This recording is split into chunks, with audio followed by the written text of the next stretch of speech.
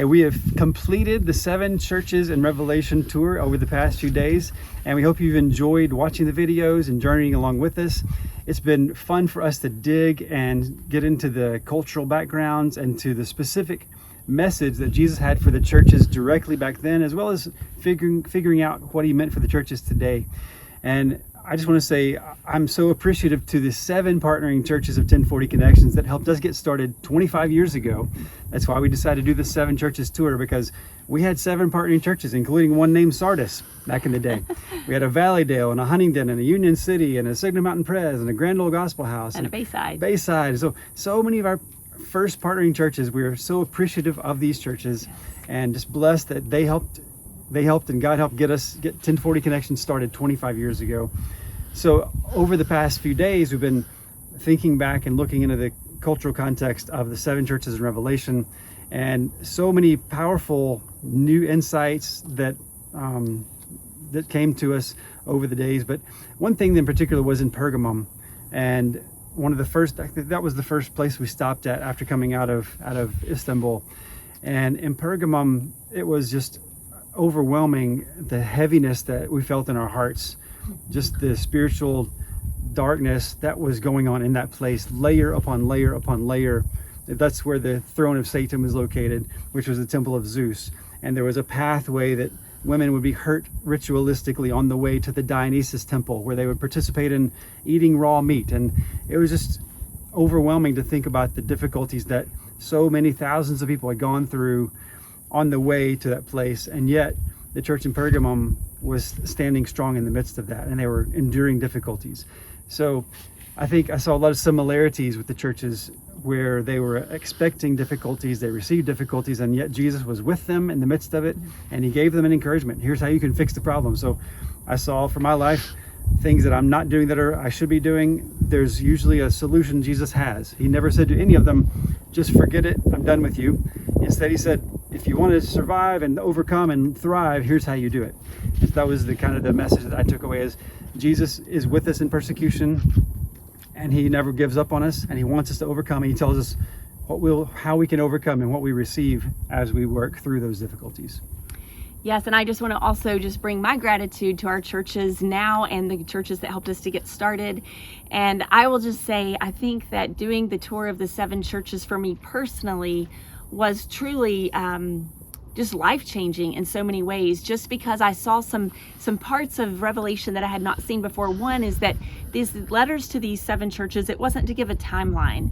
It wasn't to give like what's going to happen in the future. These were pastoral letters. These were encouragements. These were words of Jesus to the churches then, and we can know that they were for the churches then because of the way he used cultural context in every single one of those 7 churches.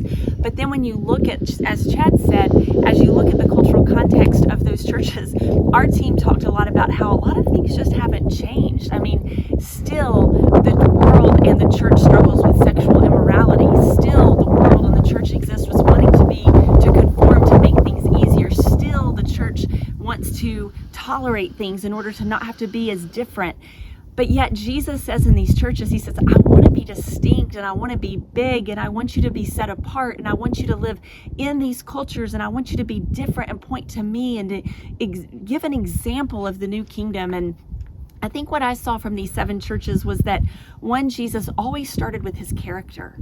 And I think one of the things we've learned in the past 25 years, as Chad and I have talked a lot theologically over the 25 years, trying to understand Jesus and his kingdom and how to know him and how to live out, is that if we can just really hone in on God's character, and we see God's character through the scriptures, and we see that God's character just never contradicts, and it never changes regardless of what's happening in culture. God is the same yesterday, today, and forever. And so you see Jesus taking his character, telling about who he is with each of these 7 churches. And then from there, he talks about what he notices that the churches are doing well, if they were doing something well. And Sardis, I think Sardis didn't have very many until at the end he said, but some of you have not soiled your garment. So there's not as many there. But 2 of the churches he doesn't correct at all. And those were the churches that were poor. They had lost out economically because of their choices. And Jesus in Philadelphia and in Smyrna, he says, it's going to get worse. You just keep going. Hang on, it's getting He worse. doesn't tell him it's going to get better. And so I think for me, like hearing how Jesus speaks to the churches, it helps us to understand we need a theology of suffering. We need a theology of that life is not about having money and being comfortable and being safe. Following Jesus is about following Jesus where it's hard. And I think one of the things I learned from God's character is then we have the command that says, love God, love people. And I think in our culture in the West, we're beginning to reverse that. And we want to say as Christians, oh, we've got to love people. But when we love people first, we forget God's standards and his boundaries. But God knows that if we love God first and we love God based on his character and his identity, then that pulls us to understand how to love people well, because loving the second love becomes right. Yeah, the second love becomes right. And so it causes us then to not tolerate and to not conform, because to love what people well, we have to do it God's way. And so I think for me personally, I think my biggest challenge I had was probably in the church of Ephesus, because I just felt like the challenge to that church was, look, you are toiling well, you're doing hard work, you're working hard, but you've lost your first love. And so that's my challenge. Just the word I feel like Jesus has just continually challenged me with for 25 years, but even now is, Leslie, I want to know you in relationship. And one of the team members that we had on our last team, Mei Ling, she spoke into, they all gave us letters. And she said something at the very end. She said, Leslie, I see that you're holding on to God's word and to God's voice. And I think it was those words that I will remember forever, just that it's God's word. We have to know it. Paul says over and over, watch your doctrine closely. We have to know good theology, but then the voice, that's that intimate part of that relationship with Jesus, that it's about knowing him in relationship. And if we know him in relationship, we will overflow with love and hope for other people. And so I just want to say thank you to 1040 Connections, our board of directors, our former churches that helped us get started, our current churches now, our family. We just are so thankful for what Jesus has done for 25 years. And we're excited to see what he's going to do in the future. And next 25. Yeah, the next 25. When we started it, I don't think we ever thought this. We thought it was a 3-year vision. We did not have a 25-year plan at the beginning. 3-year vision. We still have a 25-year plan, but we're excited to see what God does in the next 25 years. Walking by the Spirit is what we want to do. But thank you all so much for joining with us.